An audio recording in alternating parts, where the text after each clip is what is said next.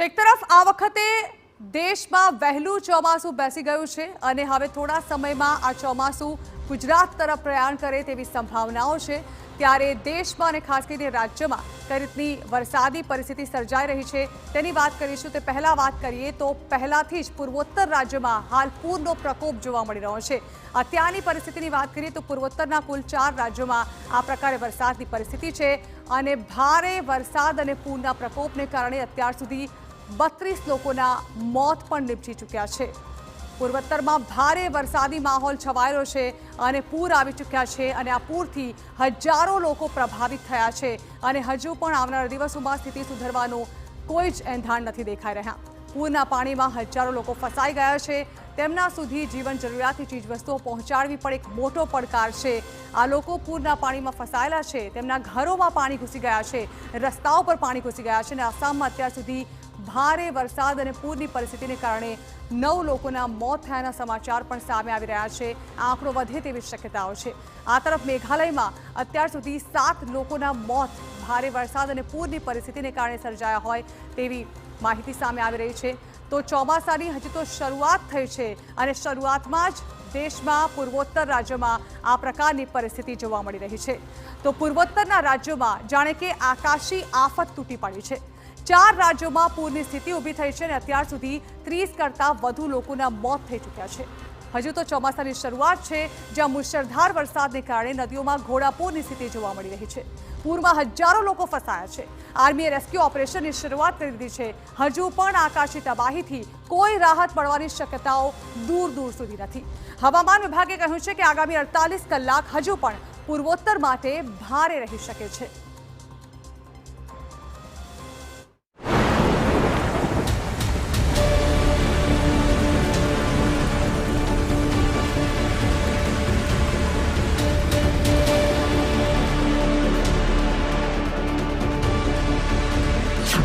પૂર્વોત્તરમાં જળ પ્રલય।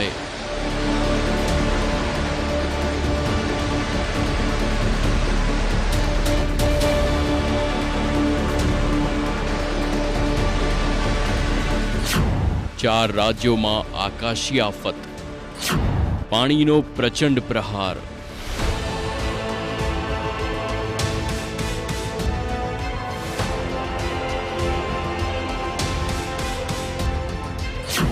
તબાહીથી હાહાકાર।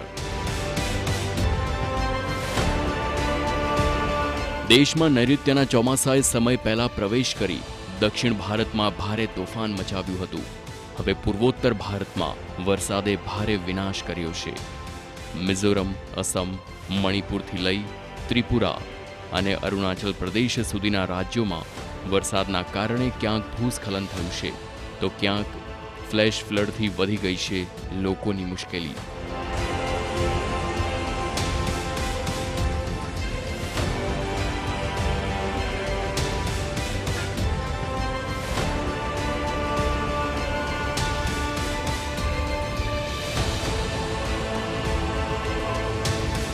પૂર પ્રકોપના કારણે અત્યાર સુધીમાં 30થી વધુ લોકોના મોત થયા।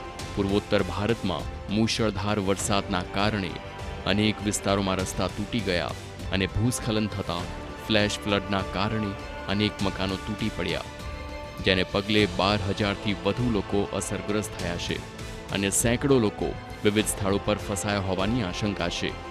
હવામાન વિભાગે આગામી દિવસોમાં વધુ ભયાનક વરસાદની ચેતવણી આપી છે।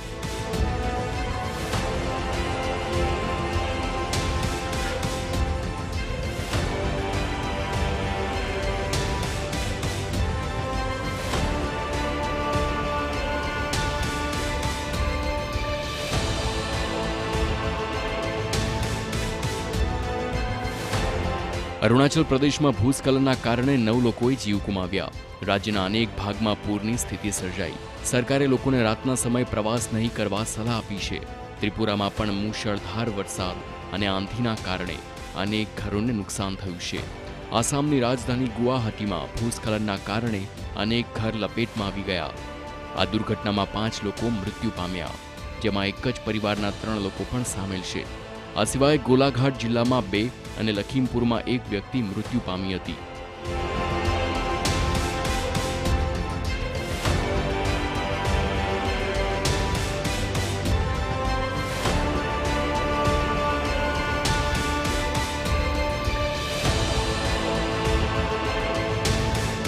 અગરતલામાં હાવડા નદીનું જળસ્તર સતત વધી રહ્યું છે.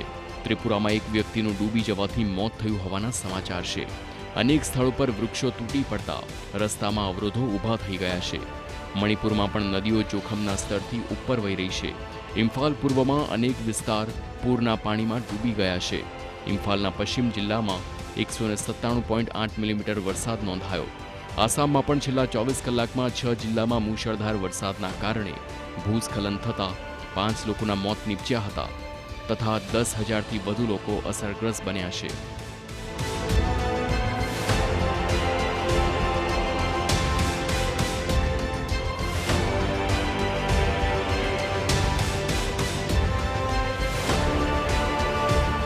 जितने भी डाइके इस तरफ घर हैं, सब घर में पानी आ गया है.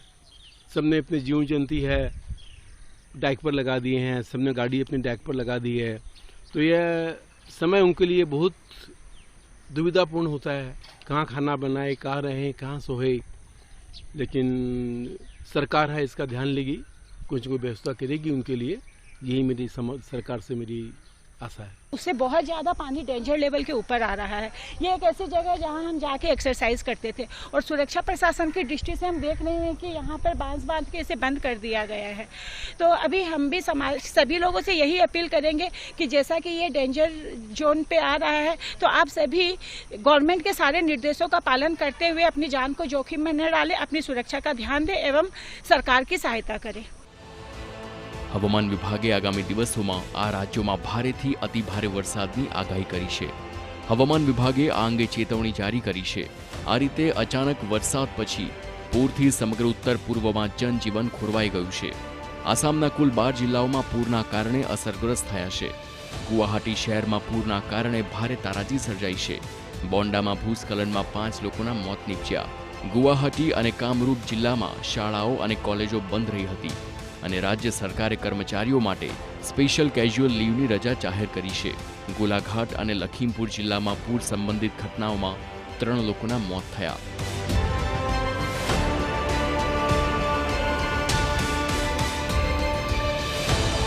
આસામ અને પડોશી રાજ્યમાં ભારે વરસાદ બાદ ગંભીર પરિસ્થિતિ સર્જાઈ. વરસાદ બાદ બ્રહ્મપુત્ર નદીનું જળસ્તર વધવાથી નીચાણવાળા વિસ્તારોમાં પાણી ભરાયા.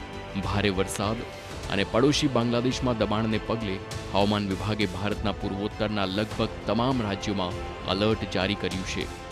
એટલે હજુ પણ આગામી કેટલાક દિવસો સુધી આકાશી આફત યથાવત રહેશે. Bureau report TV9.